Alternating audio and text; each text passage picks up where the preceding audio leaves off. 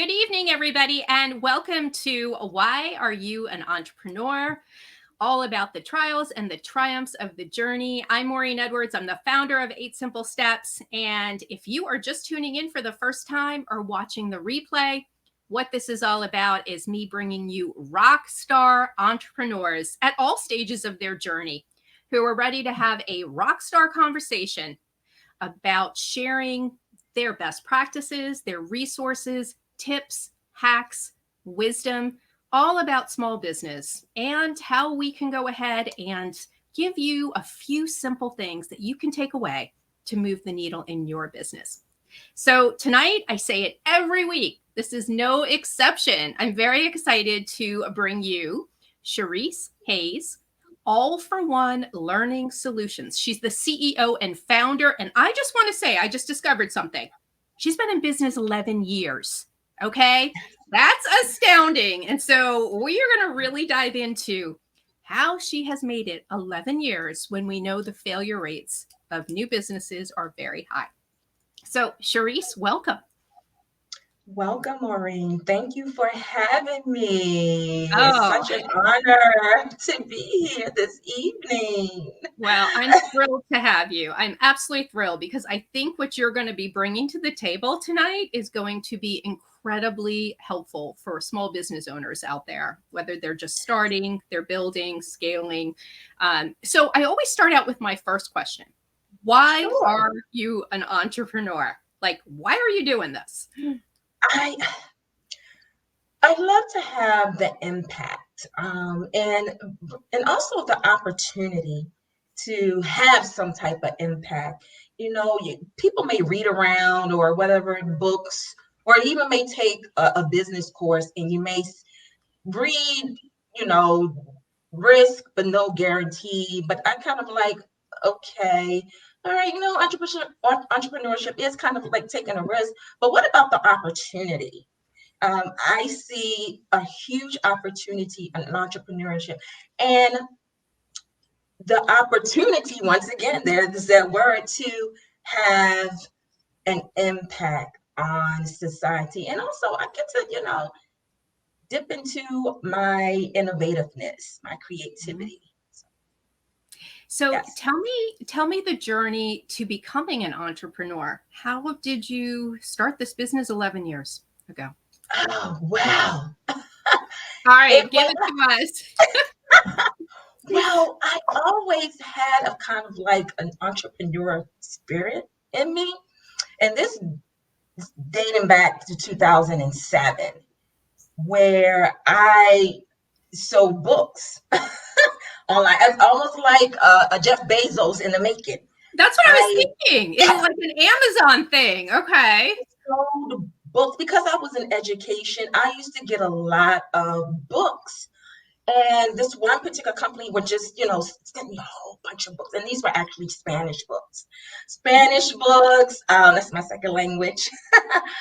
Spanish books. And I said, oh my gosh, what? And literally in my basement, almost up to the ceiling. And a good friend of mine, Dwayne Donaldson, he said, well, put them on eBay. I said, huh? And this was 2007. And then I didn't know much about eBay. So I did my research and I opened an eBay store.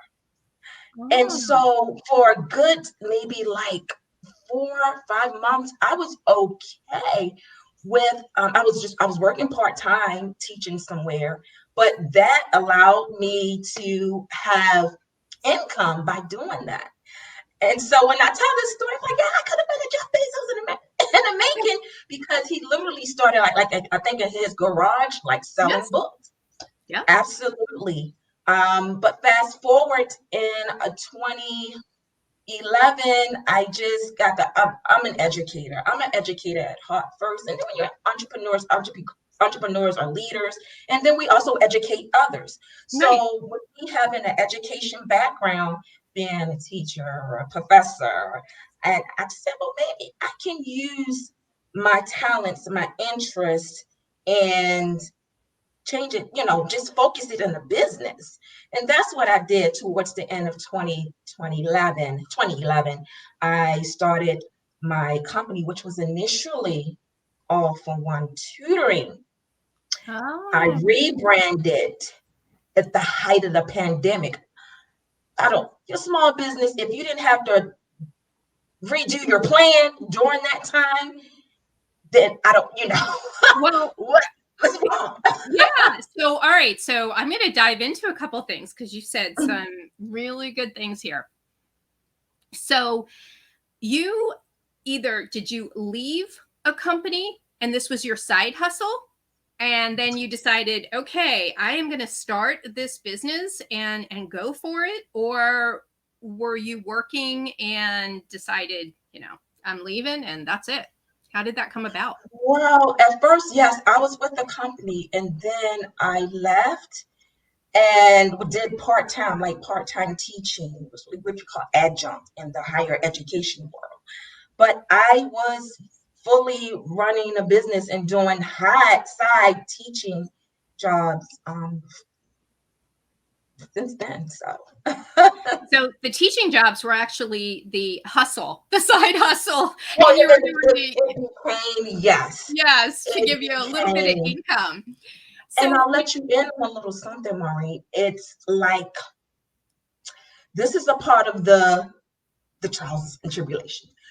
In 2018, with my business, I forecasted because I'm always forecasting, looking at the market, mhm, and we lost a major partner, and that impacted our business revenue. And mhm, so that year, this was the tail end of 2018. I just said, okay, I've always wanted to be a business professor. I've always wanted to be the bit because I went to school because in higher ed you have to have the credentials. But I went to school to earn those credentials because I wanted to teach students. Remember, I said earlier, I'm an educator. And so now students appreciate me because here is someone, I always tell them my story, a teenage mom, who matriculated through school, and was able to do this, this, and this. And I'm actually running a business. It's a small business. We're a team of 12, 13. And we are a team. Notice I said team, not I, me, or we're a yeah, team. And so I teach my business students a whole that I am running a business. I'm a small business. We wear multiple hats. I'm the marketing manager, the PR person, the accountant. And so when I started All for One tutoring, then at the end of 2011, it was just solely me, mhm. just me. And I went through the proper business registration. I had legal Zoom help me out. But as I learned, as I progressed, I could have did some of those things on my own. And that's what I teach my students. I started my business with $300. So $300. what was the greatest challenge that you had to overcome as a new entrepreneur when you started just by yourself? Um, it was like an eye opener, but I was ready to get in there and handle it. It first the small business was solely being me. It was the resources, Mhm. and if not the top reason why a lot of small businesses fail within the first 5 years, the lack of resources. But I had support. No, I didn't have any angel investors. I had support with families and friends, but it was challenging. With being a sole proprietor at first, it was solely me. And I Okay. was just doing mainly online. I was a mainly online business with helping people in other countries learn English, whether it was for school, to pass whatever testing, or recreational purposes or for work. And so that build the bond and the networking. I immediately tapped into the global market immediately when I started my business. And then I I need to expand because the demand began to increase. And so that's what I did. And by 2014, I was doing things locally as far as tutoring, running after school programming, STEM programming. Had two schools running Wow. programming back then, and Yeah. still doing the tutoring with the international client base and the local tutoring in the Baltimore City and Baltimore County areas. At the time, I had a team of between 20 and 25 staff members. It was Wow. it was So awesome. It was you awesome. grew really really fast. And that's kind of a double-edged sword for a lot of people. I mean, it's Mhm, like, oh my gosh, I got all this business, but do you really have the infrastructure to go ahead and handle it? You said mhm. something about losing a big partner and that it impacted your revenue. How did you get over, a major thing that could impact your business and the future of it? Um, it was definitely challenging, Maureen. It was challenging, and I stuck with it. I didn't like, okay, then off of one tutoring. We're no longer. I started, pushing, doing putting in proposals, um, RFPs, writing proposals, and then literally like if not later that year, like but at the beginning of 2019, another partner came into play, and that was just a blessing. And that was because of someone else before another partnership that we had that just opened the doors. Right. And so that was just a blessing. And then guess what? The pandemic hit Yep. at the And beginning a of lot of 2020. businesses had to pivot. So I'd like to get a better understanding of your pivot I strategy. I had to pivot, but I would say prior to the pandemic, I it was already in the strategic plan to rebrand. That was already the 5-year goal starting from 2017, actually towards the end of 2017 to rebrand. But when the pandemic hit, like it was like, okay, the plan was there, but it forced me to pivot and rebrand. And so now, as of 2020, mid 2020, we're offering One Learning Solutions. We offer a variety of services for, programming, professional development, business research. We house a business research journal, which has a high prestige index and Scopus. And that's just through my hard work and dedication. Oh, I absolutely love this. So you went from kind of the tutoring, which, is more maybe micro, and then you switched and opened up all these different channels of opportunities and business roads that you could go. And it only made sense to not call it tutoring, which was kind of one dimensional, right? Right, right, absolutely, So right. what And was, go we ahead. still have the STEM programming, extended learning, but it's both sides where we help K to 12 principals, teachers, and even parents. With we still offer tutoring, but that's professional development, um, learning how to code with robots. And it's just I'm just so blessed to be able to provide that. So if somebody is kind of in that scale mode at this point, maybe they're kind of at a crossroads, is there Mhm. is there advice to them that you'd like to share as to what the proper way would go to open up all those new things? Is there a process, or is there something they should have in place? What should they do? Survey your market. Mm. Survey your market. Who first you need to know who your market is. Right. You need to know who your market. You have to do the research. You have because you can't just I just pull something out of the sky without looking at trends, without knowing your target audience.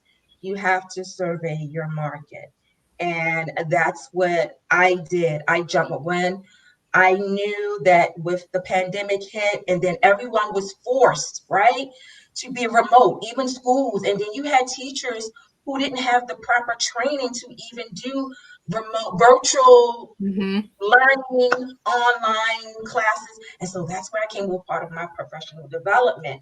I mean, I held workshops for, online best practices for online teaching, course design. And so that even institutions like higher ed institutions, they were having a hard Yes. time.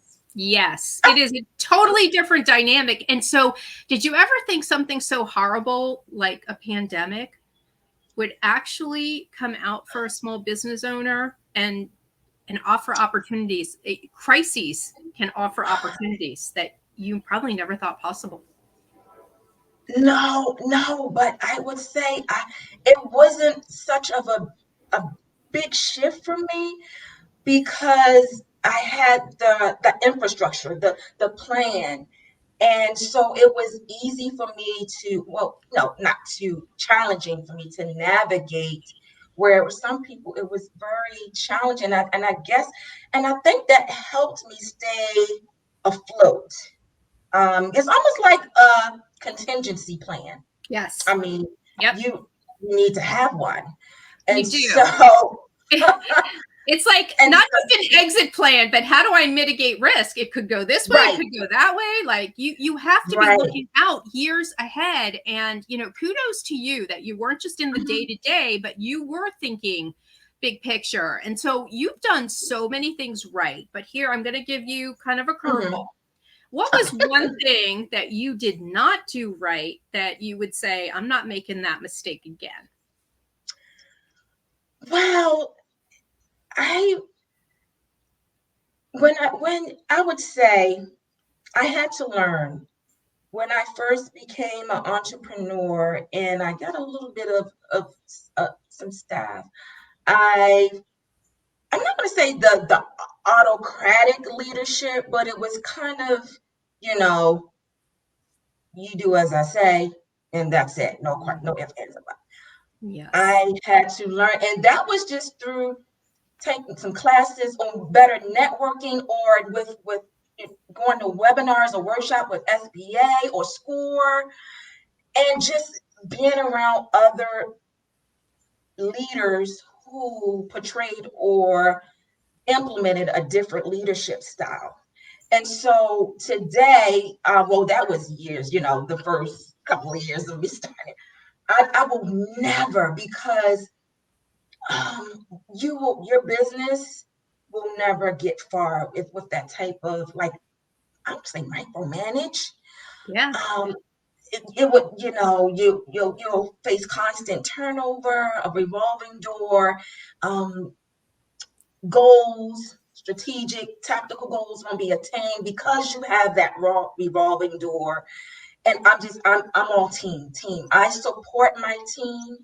And if my team have any business ventures, I give them advice, because they see what I do and I include them in everything. If we have an agenda, what should be on it? It's not me.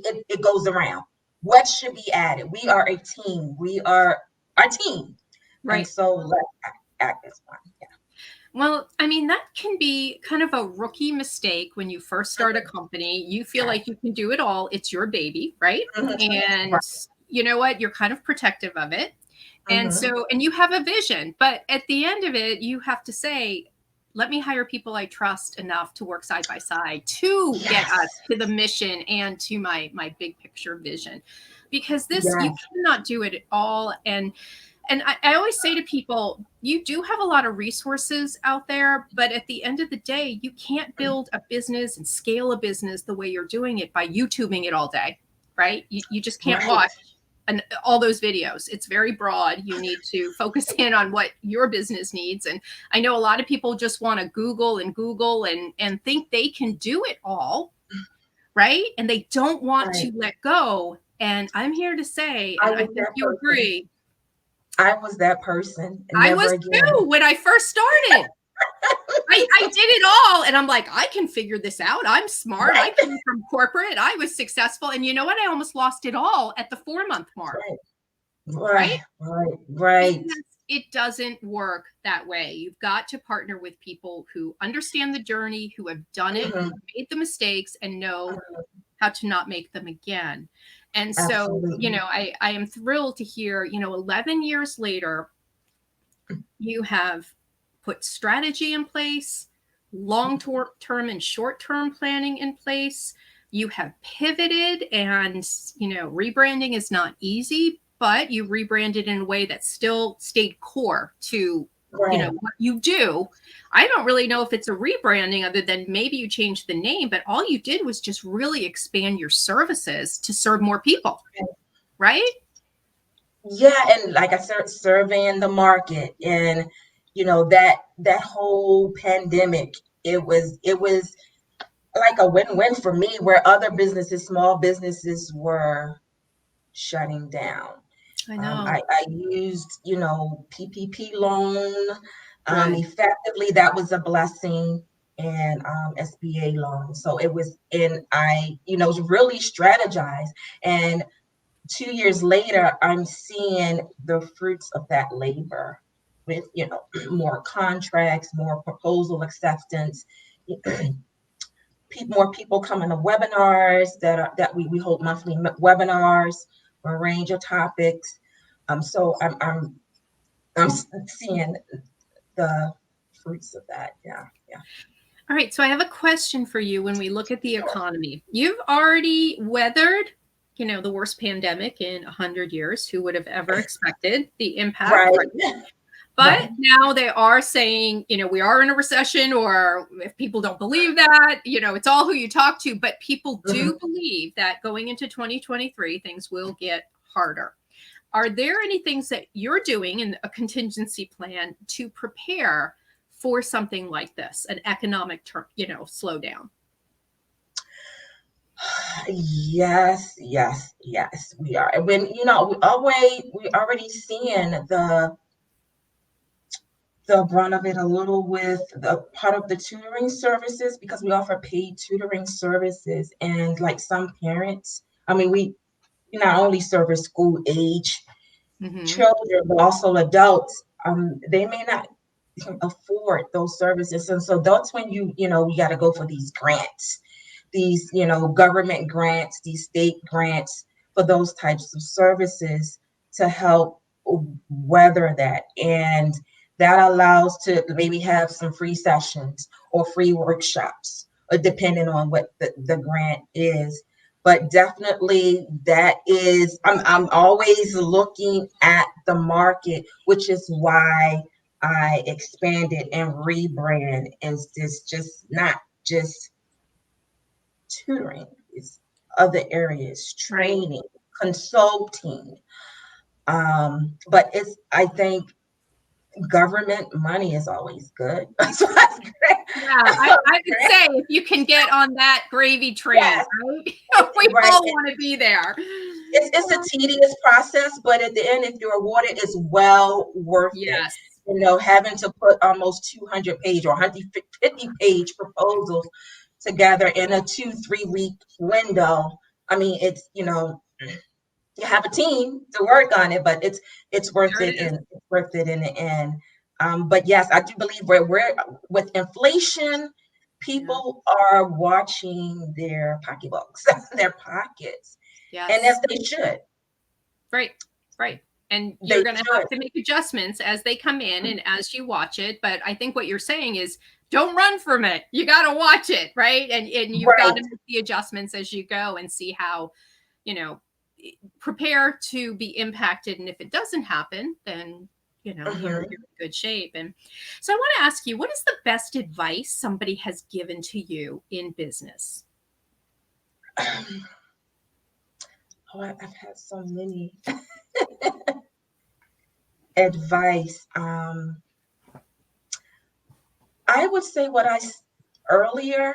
Um, I know I mentioned to someone, I was at one networking event, and we were actually talking about leadership and entrepreneurship.